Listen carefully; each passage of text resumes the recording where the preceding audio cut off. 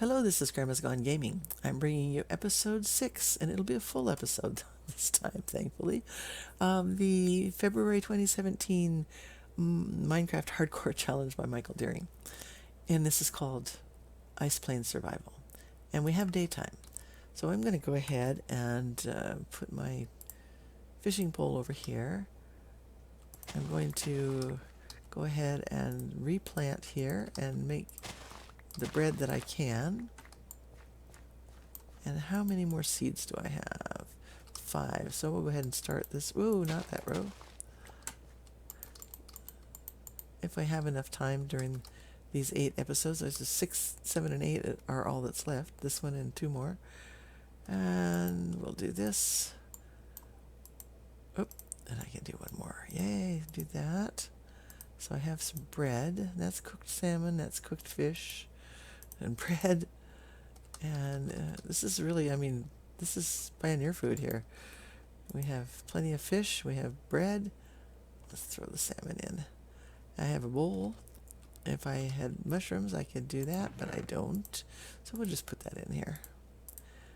Okay, I saw a creeper out there. Not really wanting to take him on, but I think we can run away fast enough. I would like to, let's see, I need to put my door in here, so let's, oh man, he was over that way. Oh boy, I was going to put it right out through here. I really want to finish this up in here too, but we can do this. Yeah, and I can, oh, is he right up there maybe? Oh, that would be bad. Let's do this with the dirt. Okay. Right here. I think I'll cover that one up too. Nope, can't do that yet. Can't do that though. Okay, that's good. There we go. At least we can get that part done. And it looks a little more even. Okay, but let's not waste the daytime. Let's see if maybe he's despawned. I don't see him. Those trees haven't grown. I'm not too far away from them, I don't think. Maybe I should bring him in a little bit. Let's get this down here. Let's see this.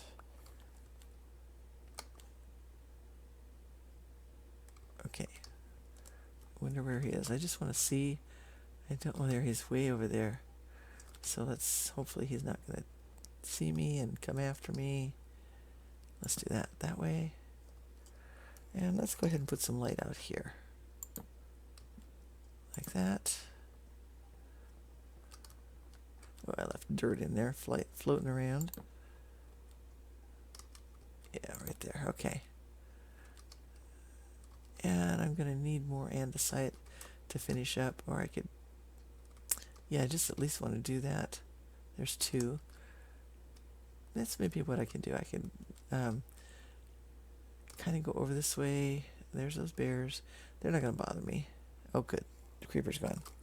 Okay. Let's see. Some more of the flowers. Some more of the flowers that we have up in Alaska during the summer. You start seeing, like I said, the wild roses. And in the wild rose family are the raspberries. So you have let's do this right here on the edge of this. The raspberries growing, and they flower. They have their blossoms as they begin to put fruit on. So you have that going on. And there's this small area here. Let's be going down in here and find some more stuff. Rather than doing the strip mining, we'll just see what we can find down this way. And so you see they're beautiful pinkish flowers. And then the salmon berries are blossoming everywhere. And you'll have anywhere from white to yellow blossoms on them. And pink, some pink, slightly pink. And then you'll have the cranberries and the currants that will be getting their flowers. And mostly you're having, then there are the how could I forget the forget-me-nots? Can't forget the forget-me-nots. It's their state flower. They are small flowers that are down low, and they have blue blossoms with yellow centers, and they are some of the most beautiful flowers anywhere as far as I'm concerned. And they're one of the earliest ones to blossom in the area. Then we also have the sweet peas. Sweet peas grow beautifully up there. And then there are the things like Queen Anne's lace, which grows in very creamy white bunches. They have tiny, tiny flowers on them. They kind of look like maybe a cauliflower flower, flowerette. But they have big green leaves and all these little bunches of flowers in these mushroomy type looks. Okay, nothing else in here. Oh boy, up and down both. I think I would rather do. I think we would rather go up and get away from the creeper to start with. Oh yeah, I hear something here. There we go. And then there are bigger flowers. There are the fireweed. Fireweed is magenta, and it is absolutely gorgeous. If you have ever seen more ups, there's a spider right there crawling along. I wonder if he's going to try to get me. Come on, spider. I could use some more string probably. And there's that creeper, or a creeper anyway. He's probably going to go right underneath me, isn't he? Okay, here we go. I do not want to fall in there. Wouldn't mind if he did, especially. There we go. A little bit of a hurry there. Let's kind of close these holes here. There we go. A little bit of lag going on. Okay, so the fireweed, like I said, is magenta. And if you have ever seen foxglove, then you may know a little bit about what I'm saying about their color. Foxglove, we used to see it all the time in Washington State when we lived there. And you have to be careful with it because it's the stuff that I don't know if they make all the time out of it or if that's the only place they get it, but digitalis is taken from the flower. And so it looks like gloves to put on, and kids kind of like to poke their fingers in, and that's really not a good thing because it can be bad for little ones especially. So you want to be careful with that. But fireweed is completely edible. It is great from the time, oh man, this is like huge. It's great from the time that it starts flowering, the leaves before it ever gets flowers. Okay, I think I know where this comes out. It's snowing again. Alright, I just need to put this up here so I can see it. Alright.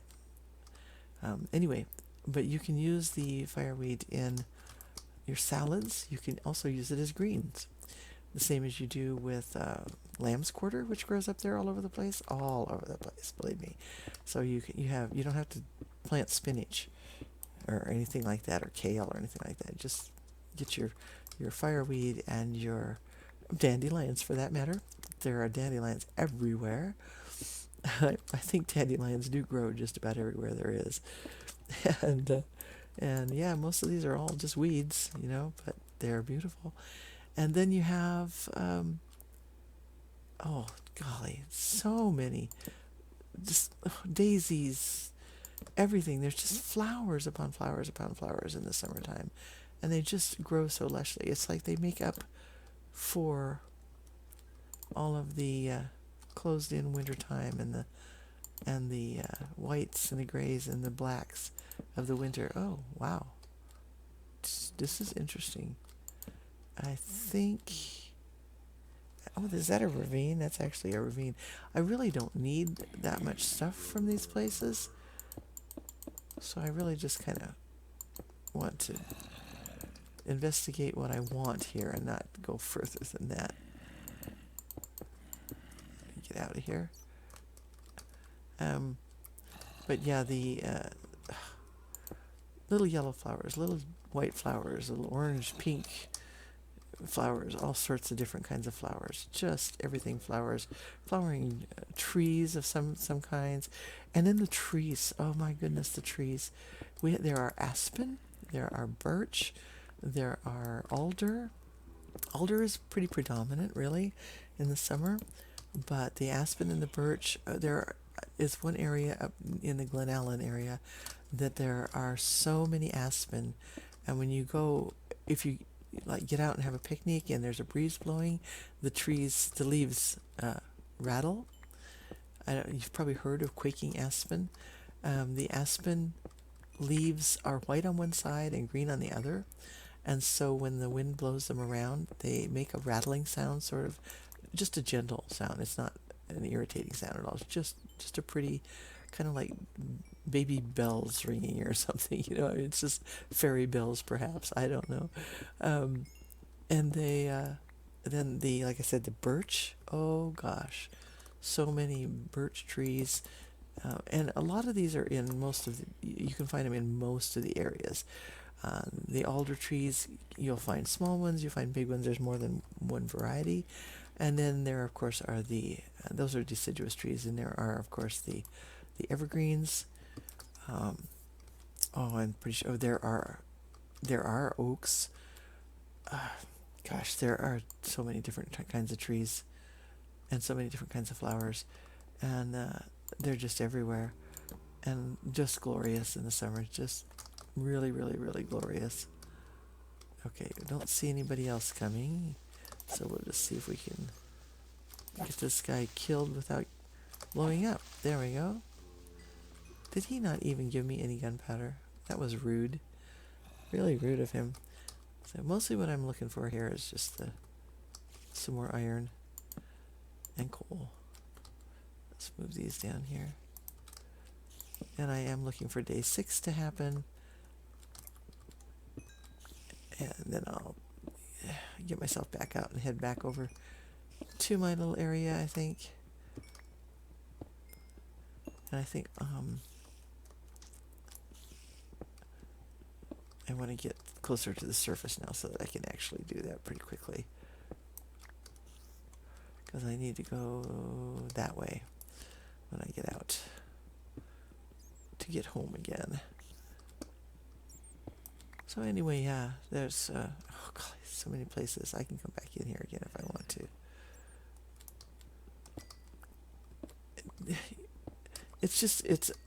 It's amazing to me.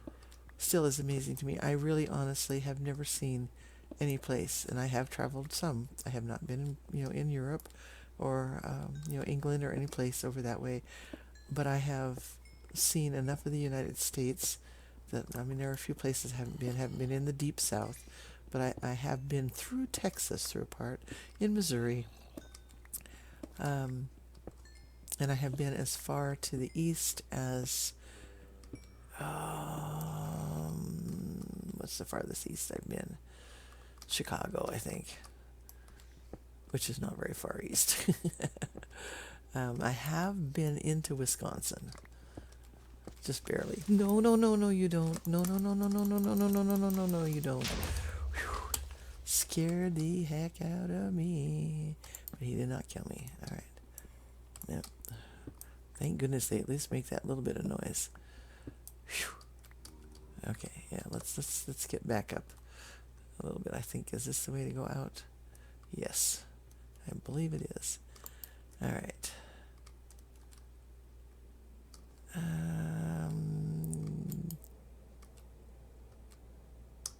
I'm going to go, no, the opposite way. That's the way I have to go. All right. To get back to 2, I don't think I want to be out here right now. And it's still not, I need a little bit of daylight going on. So let's see, let me pick up a few more things. So then, what happens then is, once you get the summertime and you're out there and you've had your picnics and you've had your time with fishing. Let's talk about fishing. I grew up fishing. When we were real little, my siblings and I, when it was just my brother Gary and I, we had a dog named Buffy, and we would take him with us. We lived in the country, obviously. We were 2 miles out of town, and we had a creek about a quarter mile away from us. And a lot of times, Mom and Dad would pack up lunches, and we would go picnic at the back end of the creek, which was actually right off of the Valdez Bay, in one of the areas. And which now you can actually see that area from New Valdez, looking across the bay once you're out of the main harbor, because it's like in a C shape from there. But we would go back to the creek where there was a beautiful sandy area. Come on, I need you to just go ahead now and turn so I can get out of here and head home. I don't want it to be night anymore. Come on. And we would swim. Well, crawl in the sand and swim, sort of. I didn't learn how to swim until later years when I was in my... Actually, I really learned how to swim enough where I could swim in a swimming pool after I met my first husband, and he taught me how to swim. But I did learn how to kind of stay afloat a little bit and dog paddle a little bit when I was in my teens. But we didn't have like indoor swimming pools or anything like that. We had a gravel pit where we went swimming. And I don't know what's down here. And there's another creeper. I really don't feel like fighting with him. So let's do this. And go ahead and just shut that off.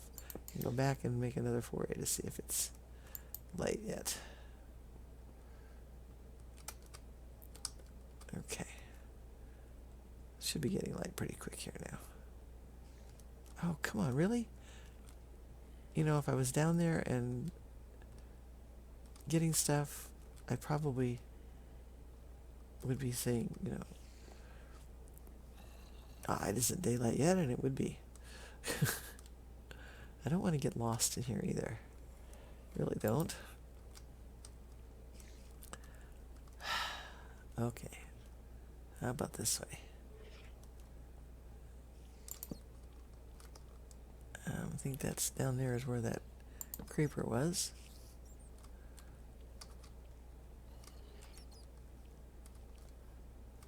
I think that's a stray. Okay, nothing can come up from there. Spider, he can. Okay. Did I shut this off from the other side? Yeah, I did. Just now. So where did the creeper go?